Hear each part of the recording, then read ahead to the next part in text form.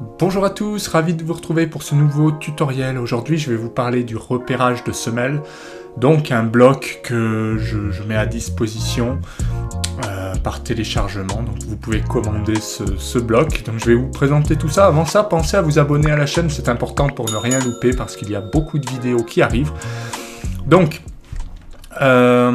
pour vous présenter le bloc, voilà, bon, il y a deux affichages différents. En fait, il faut savoir que vous pouvez l'utiliser à la fois pour faire des long greens, mais également pour faire des semelles isolées ou des semelles filantes. Voilà, donc c'est polyvalent. On peut s'en servir pour n'importe quelle largeur en fait. Et je vais vous montrer un petit exemple. Donc, supposons que vous ayez, je sais pas, donc je vais faire des semelles rapidement. On va faire des semelles comme ceci. Donc en fait, bon, je dessine pas les murs, je fais des semelles de 50 dans cet exemple. Ce que je vais faire, c'est que je vais faire une semelle dedans, par exemple, sous poteau. Donc une semelle, je sais pas moi, qui va faire 70 par 70, donc ponctuelle. Je vais la mettre comme ça, voilà, peu importe. Donc, en fait, le but, c'est que vous allez pouvoir utiliser ce type d'élément. Donc, qui est du repérage. Vous voyez, en fait, ici, vous indiquez simplement la largeur. Et comme ça, eh bien, vous pouvez mettre SF1, par exemple. Et vous pouvez changer dans les propriétés ou en double-cliquant, en fait, la hauteur de la semelle. Voilà.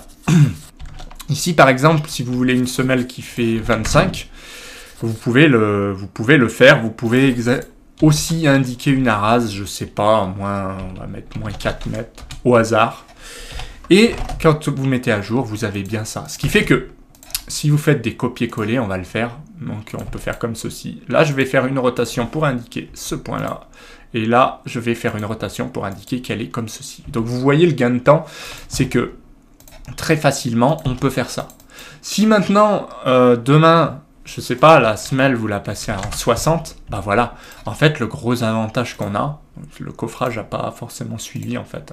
Mais peu importe, ce que je veux vous montrer, c'est que vous pouvez changer la largeur d'un clic, vous voyez. Et quand vous faites une mise à jour, eh bien, la semelle fera bien 60. Pratique, n'est-ce pas?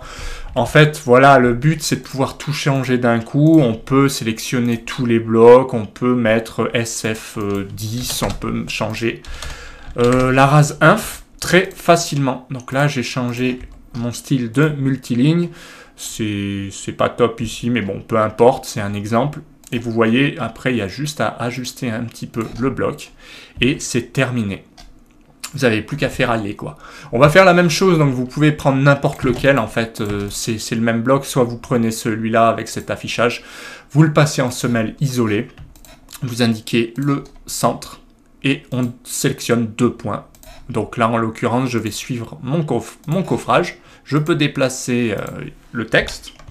Je mets à jour 70 par 70 par 25. Donc de la même manière, si vous avez je ne sais combien de semelles, donc là elles sont un peu proches, mais peu importe, vous pouvez tout changer d'un coup et vous pouvez l'appeler S20 par exemple. Vous changez la rase inf et automatiquement, donc je fais mettre à jour, je me suis trompé, et ben je fais hauteur 30, voilà, tout simplement. Donc vous voyez le gain de temps, c'est évident qu'en utilisant ces blocs dynamiques, vous allez booster votre efficacité. Autre exemple, je sais pas, ici vous avez une long green, allez on va dessiner une long green ici de 20, c'est vraiment un exemple, mais vous prenez... Bah c'est comme c'est filant en fait, moi je vais la dessiner filante, et bien vous faites ça.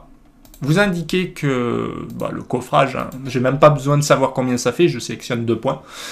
20 cm, donc déjà ça fait bien 20 par 25. Donc fini les erreurs, 20 par 25, et ben pareil, en fait, qu'est-ce que vous avez à faire? Vous double-cliquez, vous indiquez LG, on va laisser LG, c'est bien LG.